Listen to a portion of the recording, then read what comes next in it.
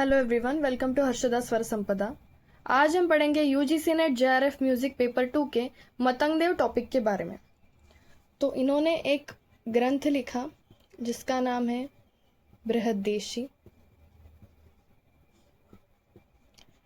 इनका कार्यकाल 6वीं शताब्दी है।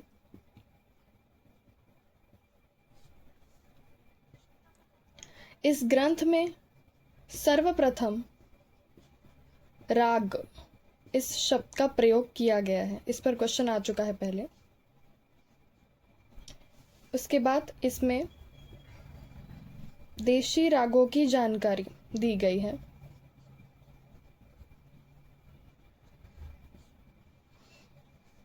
इसके अलावा मूर्छना, इसमें 2 टाइप की मूर्छना है, जातियों की मूर्छना और द्वादश स्वर मूर्छना। इस पर क्वेश्चन आ चुका है, पिछली बार ही आया था। ऐसा क्वेश्चन था कि द्वादश स्वर मूर्छना इस का प्रयोग कौन से ग्रंथ में किया गया है। तो उसका आंसर होगा मतंगदेव के बृहद्देशी ग्रंथ में इसकी जानकारी मिलती है। इसके बाद आर्य व अनार्य संगीत का श्रेणी विभाजन इस ग्रंथ में मिलता है। मार्ग श्रेणी के अंतर्गत कुछ रागों को माना है, जिसमें है गुर्जरी, आभीरी, शबरी, कौशिकी, सैंधवी और छठा है बंगाली।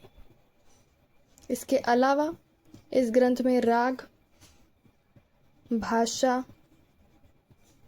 श्रुति निर्णय, अलंकार, स्वर निर्णय, लक्षण,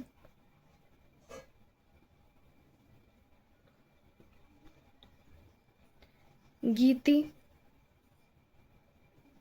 देशी रागों की व्याख्या,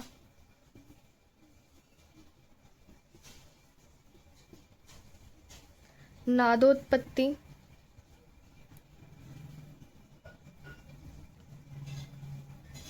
प्रबंधाध्याय, इनकी भी जानकारी प्राप्त होती है। मतंगदेव के अनुसार स्वर और श्रुति से ही जातियां बनी हैं और इन्हीं जातियों से ग्राम रागों की उत्पत्ति हुई है।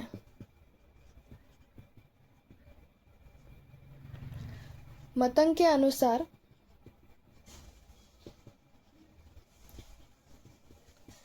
नाद के 5 भेद हैं। वो कौन कौन से हैं? पहला है सूक्ष्म, दूसरा है अति सूक्ष्म, तीसरा है व्यक्त, चौथा है अव्यक्त और 5वां है कृत्रिम। तो ये थी मतंग मुनि लिखित बृहद्देशी ग्रंथ की संपूर्ण जानकारी। अब हम कुछ पीवाईक्यू सॉल्व करेंगे। सबसे पहला प्रश्न है, द्वादश स्वर मूर्छना का वर्णन कौन से ग्रंथ में मिलता है? Option A Natyashastra, option B Brihaddeshi, option C Vigyan Bhairav, option D none of the above. तो अभी हमने पढ़ा था कि बृहद्देशी ग्रंथ में द्वादश स्वर मूर्छना का उल्लेख किया गया है, तो इसका आंसर होगा बी बृहद्देशी। दूसरा प्रश्न है, मतंग के अनुसार नाद के कितने भेद हैं? Option A 10, option B 7, option C 3 और ऑप्शन डी 5। तो इसका सही आंसर है 5, जो अभी हमें पढ़ा था। मतंग के अनुसार नाद के 5 भेद हैं, उसमें है सूक्ष्म, अति सूक्ष्म, व्यक्त, अव्यक्त और कृत्रिम, यानी इसका आंसर होगा डी 5। अगला प्रश्न है, मतंग देव लिखित बृहद्देशी ग्रंथ कौन सी शताब्दी में लिखा गया था? ऑप्शन ए 7वीं शताब्दी, ऑप्शन बी 8वीं शताब्दी, ऑप्शन सी 6वीं शताब्दी और ऑप्शन डी 10वीं शताब्दी। तो अभी हमने पढ़ा था कि मतंग देव ने बृहद्देशी ग्रंथ को 6वीं शताब्दी में लिखा था, तो इसका आंसर होगा सी 6वीं शताब्दी। अगला प्रश्न है, मतंग मुनि ने अपने ग्रंथ में सर्वप्रथम कौन से शब्द का वर्णन किया है?